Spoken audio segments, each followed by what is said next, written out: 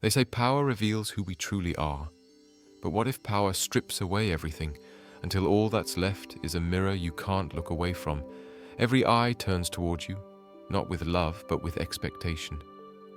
You are emperor. That was Marcus Aurelius, the philosopher king, the last of the 5 good emperors, and perhaps the most reluctant ruler the world has ever known. He did not seek glory. He did not crave worship. He wanted wisdom, and instead was handed the weight of the world. And in the stillness of his nights, under the dim light of a flickering candle, he wrote not about victory, but about virtue. Not about ruling others, but about ruling oneself.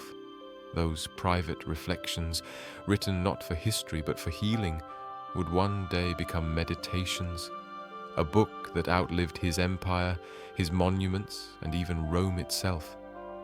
Because Marcus Aurelius didn't just rule an empire, he conquered something far greater. He conquered himself. The emperor who never wanted the crown, Marcus Aurelius, never wanted to be emperor. As a young boy, he was drawn to philosophy, not politics. He loved simplicity, books, quiet mornings in the garden. He admired the Stoics, men who believed that happiness is not found in wealth or fame, but in the mastery of one's mind. While others dreamed of glory, Marcus dreamed of wisdom, but fate and that strange, silent artist had other plans. Emperor Hadrian saw something in the boy, something rare, something steady, and so Marcus was chosen, groomed, prepared for a destiny he never asked for. Imagine that, being told that one day you would inherit the greatest empire in the world, and all you could think of was, "I never wanted this." But Marcus did not run from fate. He met it with grace. He wrote, "Accept the things to which fate binds you, and love the people with whom fate brings you together." From the very beginning, he saw life not as a throne to sit upon, but as a test of character. He would lead not through fear, but through understanding. And so began the rule of a philosopher in armor, a man who believed that true power lies not in commanding others, but in commanding oneself. The storm within the palace. The palace was a world of gold and danger. It glittered with luxury, but beneath the marble, venom moved quietly. Senators flattered him with smiles and betrayed him in whispers. Generals plotted, nobles schemed. Friends became enemies the moment ambition called their name. Marcus could have ruled with an iron fist. He could have crushed opposition and silenced dissent. But he didn't. Instead, he ruled with reason, patience, and mercy. Virtues so rare they were mistaken for weakness. He reminded himself each morning, "When you wake up, tell yourself, the people I deal with today will be meddling, ungrateful, arrogant, dishonest, jealous, and surly. But I cannot be harmed by them," he knew. The world would always test him. But he also knew that the only thing that could truly destroy him was his own reaction. While emperors before him built monuments, Marcus built restraint. While they sought immortality through conquest, he sought it through character.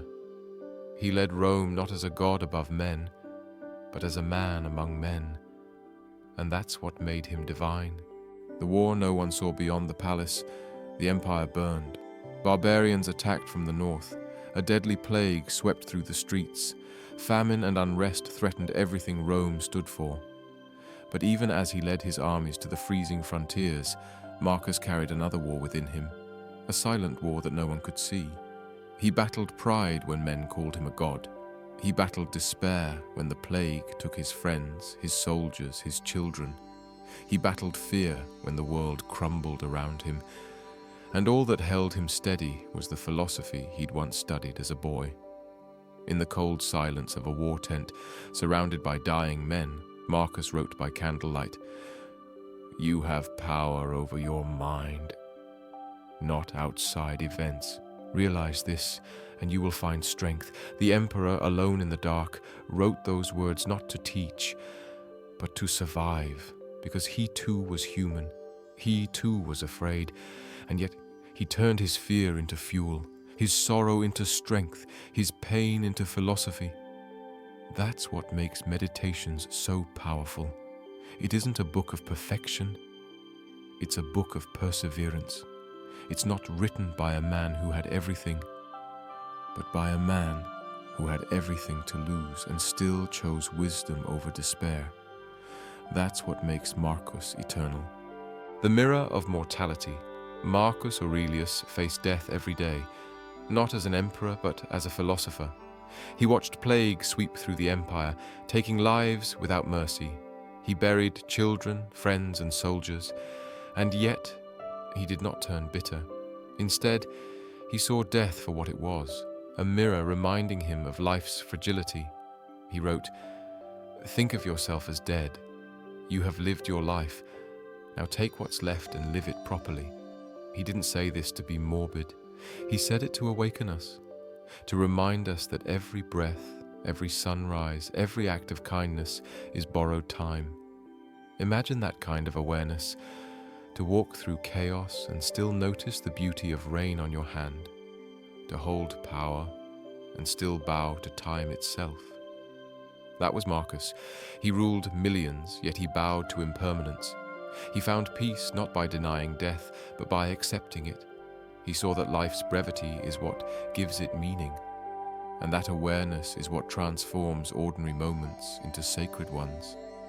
He wrote, "Dwell on the beauty of life, watch the stars, and see yourself running with them." When you read that line, you can almost feel it. The emperor looking up from his tent, watching the same stars you do, realizing that even a ruler of the world is just a flicker in the cosmic night. That humility, that gratitude, that's the essence of wisdom. The modern mirror. 2,000 years later, his words feel hauntingly modern. We no longer live in marble palaces, we live in digital ones. Our enemies aren't barbarians at the gates, they're the endless distractions, comparisons, and fears within our minds. We scroll endlessly, seeking validation, chasing perfection, drowning in opinions. We fight invisible wars with anxiety, ego, and expectation, and yet, Marcus whispers across time, nowhere you can go is more peaceful, more free of interruptions than your own soul. He's talking to us, to the overthinker, the restless, the lost. He's reminding us that the chaos of the world will never end. But peace doesn't need the world's permission. He's reminding us that you can have everything and still feel empty. Because meaning doesn't come from what you hold, but from how you hold it. Marcus taught that true freedom isn't found in escaping life, but in meeting life with stillness, awareness, and compassion. The emperor of the world discovered that the ultimate kingdom was inside the mind, the emperor's final victory. When Marcus Aurelius died, he didn't leave behind palaces or gold. He left behind something indestructible, his mind. Rome would fall, his statues would erode, his empire would be carved up by time. But meditations, written in a tent, in the dirt, in moments of exhaustion, would outlive them all. Because it speaks to something that never changes, the human struggle to stay kind in a cruel world, to stay calm in chaos, to stay wise when life makes no sense. Marcus never intended his writings to be read. He wrote them as reminders, personal notes to stay humble, to stay grounded, to stay human. And maybe that's the irony of greatness. The ones who never seek it leave the deepest mark. He once wrote, "Waste no more time arguing about what a good man should be. Be one." That line, simple as it is, cuts through centuries, because deep down we all crave that same clarity, to live a life that matters, even when no one's watching. The real empire. In the end, Marcus Aurelius taught us something timeless. There are two empires in every life, the one you inherit and the one you create. The empire of wealth, titles, fame, it fades, but the empire within, discipline, compassion, clarity, that's eternal. He ruled men, but he served truth. He commanded armies, but he obeyed reason. He held the world in his hands, and yet he never lost his soul. That's the kind of victory worth striving for. So when you feel lost, when the world feels unbearable, when you stand before the chaos of your own life, remember what the emperor wrote long ago. The obstacle is the way. The pain you're avoiding, the fear you're resisting, the burden you're carrying, that's your path. Maybe the throne you're meant to sit upon isn't made of gold or stone, but of stillness, patience, and understanding. Because the greatest conquest isn't over land or people, it's over yourself. And when you master that, you too will stand among the few who have ever truly ruled. Because in the empire of the soul, you are already the emperor. You just have to remember your crown.